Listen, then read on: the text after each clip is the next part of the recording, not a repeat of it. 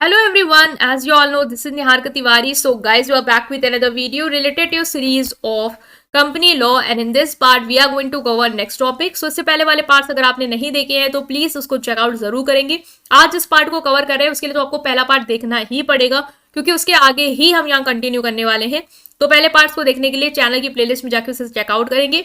Instagram Telegram में join कर सकते हैं. टेलीग्राम ग्रुप है commerce group SWNT. So without any further delay let's start this video. So now guys in this part we are going to discuss company का formation that is promotion. Promotion में हम discuss कर रहे थे कि promotion क्या होता है. उससे पहले वाले पार्ट में हमने प्रमोशन की मीनिंग को देखा, प्रमोटर कौन होते हैं उनको देखा, कौन नहीं होते हैं वो देखा. इसके अलावा हमने फंक्शंस जो है उसे अंडरस्टैंड किया. ओके सो यहाँ से स्टार्ट होता है स्टेटस ऑफ प्रमोटर. हमने इससे पहले डिस्कस किया प्रमोटर के बारे में. ठीक है, आज हम पढ़ेंगे कि प्रमोटर का स्टेटस क्या होता है, कि किस तरीके का स्टेटस, किस तरीके का रिलेशन एक प्रमोटर का एक कंपनी के साथ है, मतलब उसका लीगल स्टेटस क्या है. तो promoter stand in a fiduciary relationship with the company. की कंपनी के साथ जो प्रमोटर का रिलेशन है वो क्या फ्यूडिशरी है. मतलब कि एक फ्यूडिशरी रिलेशनशिप क्या होता है, ये कब शुरू होता है. देखो ये कब शुरू हो जाता है जब उसको आइडिया आया है कि हाँ ये कंपनी स्टार्ट करनी है. वो उसके रिगार्डिंग वो प्लानिंग करेगा, मार्केट रिसर्च करेगा. ठीक है, फिर स्टार्टिंग से वो सारी चीजें करना शुरू कर देगा जो एक कंपनी को एग्जिस्टेंस में लाने के लिए जरूरी है. तो वहां से ही इसका फिड्यूशरी रिलेशनशिप शुरू हो जाता है और ये एक फॉर्मल फॉर्म तब ले लेता है जब एक कंपनी का इनकॉर्पोरेशन प्रोसेस, जहां पे लीगल डॉक्यूमेंट को तैयार करवाना, उसको फिल करना, ये सारी चीजें स्टार्ट हो जाती है. तो अब आता है क्वेश्चन कि फिड्यूशरी रिलेशन होता क्या है. देखिए फिड्यूशरी रिलेशनशिप जो होता है ना वो एक ऐसा रिलेशनशिप है जो ट्रस्ट पे और कॉन्फिडेंस पे बेस्ड है. मतलब एक दूसरे पे आपको भरोसा होना चाहिए, इस तरीके पे ये बेस्ड आपका एक रिलेशन होता है. कि अब देखो यहाँ पे क्या है कि प्रमोटर सारी चीजें कर रहा है कंपनी को एग्जिस्टेंस में लाने के लिए. जितने भी पेमेंट वगैरह है, ठीक है, वो बाकी बाद में लेगा कंपनी से. फिर कंपनी को कंपनी के जितने डॉक्यूमेंट्स बनवाने हैं, फिर कंपनी का जो भी आइडिया रिसर्च है, जितने भी इंपॉर्टेंट काम है, मेमोरेंडम एसोसिएशन, आर्टिकल एसोसिएशन, इसके गाइडेंस में इसके अंडर हो रहा है. तो यहाँ पे जरूरी है कि भाई कंपनी जो आगे खड़ी होने वाली है उस पे उसको भरोसा होना चाहिए और कंपनी उस पे भरोसा कर पाए कि वो जो चीजें करके आया है, कर रहा है, वो कंपनी के बेनिफिट को ध्यान में रखते हुए कर रहा है, वो अपना फायदा वहां पे नहीं बना रहा है. तो ये रिलेशनशिप होता है आपका प्रमोटर का एक कंपनी के साथ. नेक्स्ट है कि क्या चीजें हैं, क्या आपकी ड्यूटीज होती है एक प्रमोटर की इस रिलेशनशिप के तहत. पहली है not to make secret profit. आपको सीक्रेटली प्रॉफिट नहीं कमाना है. Promoter should not make any secret profit at the cost of company. मतलब आपको लगे कि भाई कंपनी को तो पता चलना नहीं है या कंपनी को पता चलेगा नहीं, मैं अपने जेब में रख लेता हूँ पैसे और उसको एक सीक्रेट प्रॉफिट बना लेता हूँ, बाकी ये कंपनी को पता चलेगा नहीं, खर्चे पे जिसमें भी है डाल दूंगा, बाकी कंपनी से रिकवर कर लूंगा. तो भाई आपने क्या किया, चुपचाप सीक्रेट प्रॉफिट आपने बना लिया. जहां आपको लग रहा था कंपनी का फायदा हो सकता था उसमें आपने खुद का फायदा बना के धोखाधड़ी करी है. तो सीक्रेट प्रॉफिट या फिर undisclosed benefit of any type receive by the promoter can be recovered from them by the company. अगर उसने कोई सीक्रेट प्रॉफिट बनाया है या ऐसा कोई बेनिफिट है जो उसने डिस्क्लोज नहीं किया, जो उसको हुआ है कंपनी के बिहाफ पे और उसने अपने पास पैसे रखे हैं, तो ये सारी चीजें जो है ना वो बाद में कंपनी को पता चलेगी तो कंपनी उससे क्या करेगा, रिकवर्ड कर लेगा. कंपनी में proceed against the promoter for any damage cost to it on account of their fraud. भाई उसने कोई भी फ्रॉड वगैरह किया है तो उसके अगेंस्ट कंपनी एक्शन ले सकता है और अपना डैमेज है वो रिकवर कर सकता है. तो पहला तो ड्यूटी है भाई कोई सीक्रेट प्रॉफिट उससे नहीं बनाना है. दूसरा disclosure of material fact. It is the duty of promoter to disclose fully all the material fact. जितने भी इंपॉर्टेंट इन्फॉर्मेशन फैक्ट्स हैं कंपनी के फॉर्मेशन के रिगार्डिंग, जो भी उसने किए हैं, जो भी उसको लगता है भाई इंपॉर्टेंट चीजें हैं, मटेरियल फैक्ट है, डिस्क्लोज करनी ही करनी चाहिए कंपनी के साथ. तो वो उसकी ड्यूटी है कि वो डिस्क्लोज करे. ठीक है, disclosure of all the material fact regarding contract made and the profit earned by them from the formation of the company should be made to be an independent and competent board of director. भाई आपको बताना पड़ेगा board of directors को, इन सारे लोगों को, कि आपने क्या प्रॉफिट कमाया है जब आप फॉर्मेशन करा रहे थे या किस तरीके के कॉन्ट्रैक्ट आपने साइन करे हैं. If the promoter fails to complete fact, अगर आप फेल हो गए, नहीं डिस्क्लोज करे हो कंप्लीट फैक्ट को, तो कंपनी जो है जो भी ट्रांजैक्शन उसको साइड कर सकती है और जो भी बेनिफिट आपको हुआ था उस चीज से वो आपसे रिकवर करेगी. ठीक है, तो ये एक चीज है कि आपका स्टेटस क्या, फिड्यूशरी रिलेशनशिप क्या होता है और क्या ड्यूटीज है एक प्रमोटर के इसके तहत, वो हमने डिस्कस कर ली है.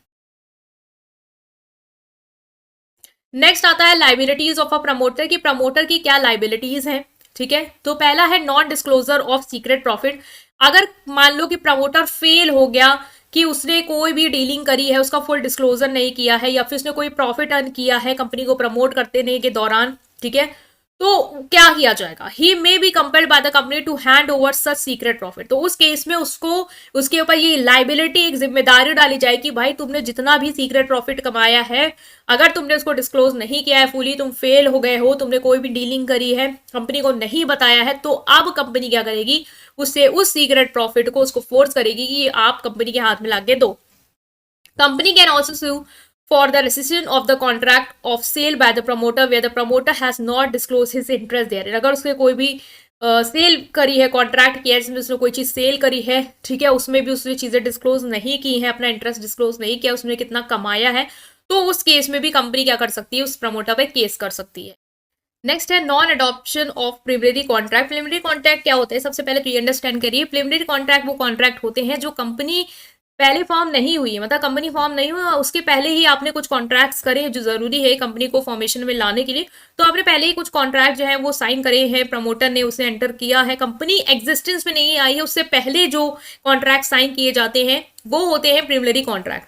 तो non adoption of preliminary contract का मतलब क्या है? सपोज करो एग्जाम्पल हो कि मान लो आप हो, आपने एक बिजनेस स्टार्ट करना है बेकरी का, तो आपने सोचा कि मुझे कपकेक एक बेकरी स्टार्ट करनी है, आप एक सप्लायर के पास गए और आपने उससे क्या किया, एक कहा कि आप हमें कपकेक जो है वो सप्लाई करिए, और आपने उनको ये डिस्क्लोज कर भी दिया है कि भाई हमारी कंपनी कोई फॉर्म नहीं हुई है, और मैं कंपनी फॉर्म इमेजिन कर रहा हूँ कि हाँ ये कंपनी जो है वो आने वाले समय में हम फॉर्म कर लेंगे, और उसके स्टार्टिंग के लिए ही हमें आपसे बेकरी का ये चीज चाहिए, और आपने उसके साथ कॉन्ट्रैक्ट साइन कर लिया कि आप हमें सप्लाई करो।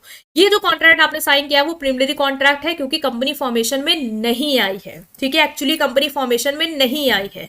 तो इन सारे कॉन्ट्रैक्ट को लेके आप जिम्मेदार होगे, कल को वो कंपनी सच में एग्जिस्टेंस में ना आई, कोई प्रॉब्लम हो गई, वो कंपनी खड़ी हो ही नहीं पाई, और वो सप्लायर आपको सप्लाई दे रहा है जिसके साथ आपने डिस्क्लोज करा है कि भाई कंपनी एग्जिस्टेंस में नहीं है, और उसको लाने के लिए या जो भी प्रोसेस चल रहा है उस दौरान मुझे ये सब चीजें चाहिए आपसे, तो कल को कोई कंपनी जिम्मेदार नहीं होगी, भाई कंपनी तो एग्जिस्टेंस में ही नहीं है, तो कौन जिम्मेदार होगा? जिम्मेदार होगा प्रमोटर। तो यहाँ पे भी उसकी ये लाइबिलिटी है कि वो पर्सनली लाइबल होगा उन कॉन्ट्रैक्ट्स के लिए जो उसने साइन किए हैं कंपनी के बिहाफ पे, उस कंपनी के बिहाफ पे जो एग्जिस्टेंस में नहीं आई है, ठीक है। तो ये यही चीज आपको यहाँ पे दी है कि पर्सनली लाइबल होगा for non adoption of those contract by the company provided he has purpose. Company तो अगर उनको अडॉप्ट करेगी नहीं, तो कंपनी जब उस कॉन्ट्रैक्ट को अडॉप्ट नहीं कर रही, नॉन अडॉप्शन है उसका, तो उसके लिए जिम्मेदार कौन होगा? वो जिम्मेदार होगा जिसने भाई उस कॉन्ट्रैक्ट पे साइन किया है, दैट इज प्रमोटर, ठीक है। क्यों? आपने साइन किया और आपने जिम्मेदारी ली कि भाई कंपनी एग्जिस्टेंस में आएगी, अब वो नहीं आई तो उसका जो भी खामियाजा है वो आप देंगे।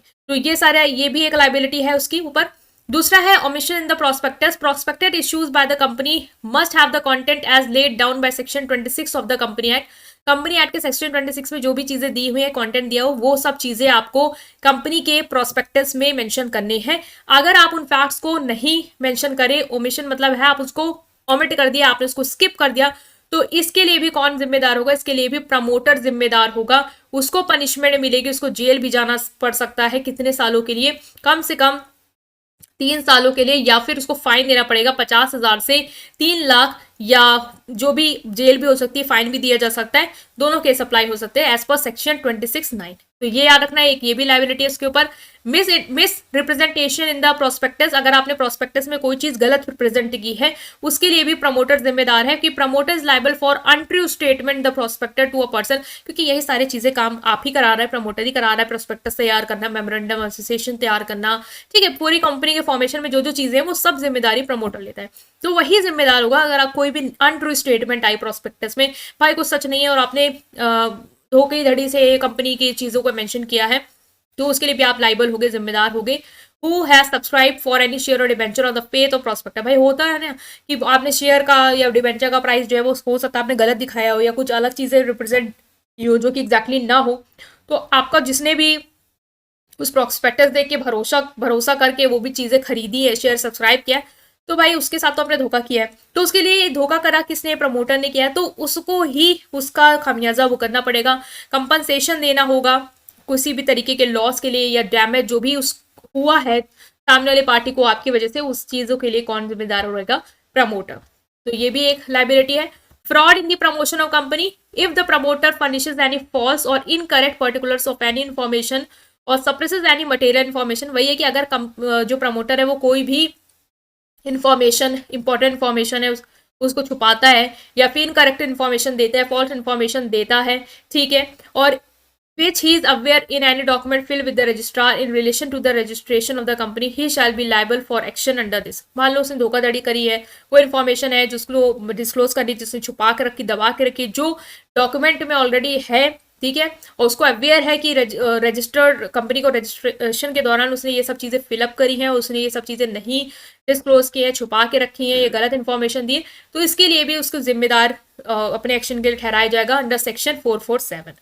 नेक्स्ट ही where it is found that any fraud has been committed in promoting और फॉर्मिंग अ कंपनी, जब ये पता लग गया कि कंपनी को फॉर्म कराते समय या प्रमोट करते समय किसी भी तरीके का फ्रॉड किया गया है, द ट्रिब्यूनल में order investigation against the promoter. इस केस में जो भी ट्रिब्यूनल है वो इन्वेस्टिगेशन करवा सकती है प्रमोटर के खिलाफ कि भाई उसने क्या कराया वो पता लगाओ।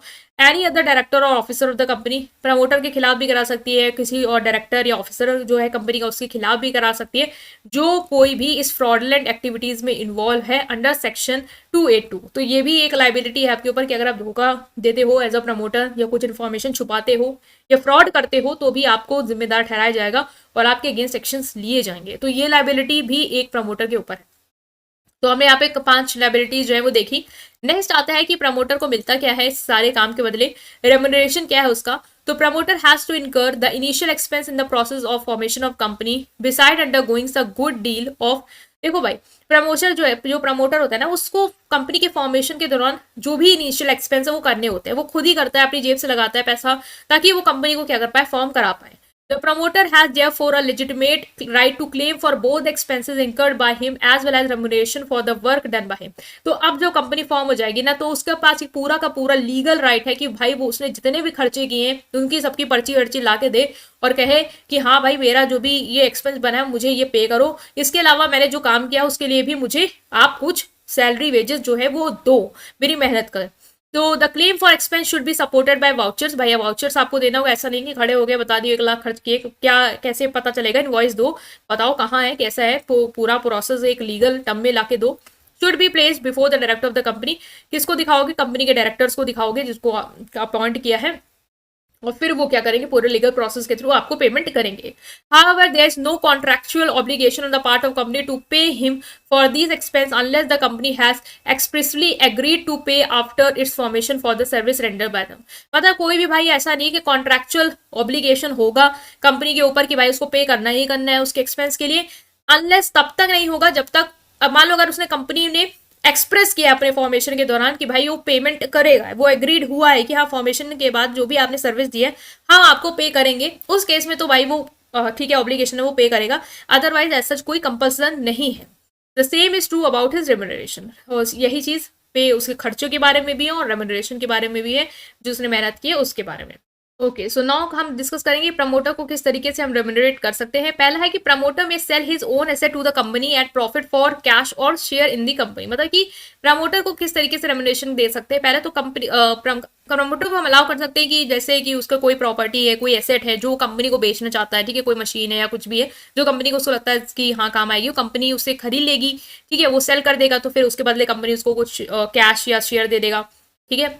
नेक्स्ट है उसको कमीशन दे सकते हैं और purchase price of business taken over by the company, like उसने कोई हेल्प किया कंपनी को कि वो किसी दूसरे बिजनेस को टेक ओवर कर ले या उसको खरीद ले, तो उसमें भी उसका जो कमीशन बनता है एज अ बोनस हम उसको पे कर सकते हैं। नेक्स्ट है he may be granted a lump sum as remuneration इधर इन कैश और शेयर और डिबेंचर, या तो हम उसको इस तरीके से दे सकते हैं या तो हम उसको इकट्ठा एक फिक्स अमाउंट हमने सोच रखा है या हम उसको ये पे करेंगे और वो हम उसको इन कैश या in form of share and debenture दे सकते हैं। जो भी अमाउंट आपने भाई पे किया है प्रमोटर को वो आपको कंपनी के प्रोस्पेक्टस में मेंशन करना होगा ताकि एक इन्वेस्टर्स के सामने भी डिस्क्लोजर हो जाए कि हाँ इस तरीके से हमने अपने प्रमोटर को पेमेंट की है, जो भी उसने हेल्प की है एक कंपनी को एग्जिस्टेंस में लाने के लिए, जिस तरीके का भी हमारा प्रोसेस था वो हमने डिस्क्लोज करना है ताकि इन्वेस्टर को भी फेयर डिटेल्स रहे कि प्रमोटर का कोई ऐसा ना हो कि कोई उसका मतलब हो रहा हो कंपनी में, उस वजह से उसने कंपनी खड़ी करी है, जो भी हो, जो भी चीज़ है उसकी मेहनत का जो भी था हमने उसको दिया और हमने वो भी डिस्क्लोज कर दिया। तो ये था आपका पूरा एक केस कि प्रमोटर का रेम्यूनरेशन क्या है, ठीक है। इसके अलावा हमने ये सब चीज़ें डिस्कस करी हैं लाइबिलिटीज़ को लेके कि प्रमोटर्स के ऊपर कौन कौन सी लाइबिलिटीज है और स्टेटस क्या है एक प्रमोटर का। आई होप कि आप समझ पाए हैं। स्टिल कोई भी डाउट है इसे कमेंट सेक्शन में पूछेंगे, वीडियो को लाइक करेंगे, चैनल को सब्सक्राइब करेंगे। Thank you.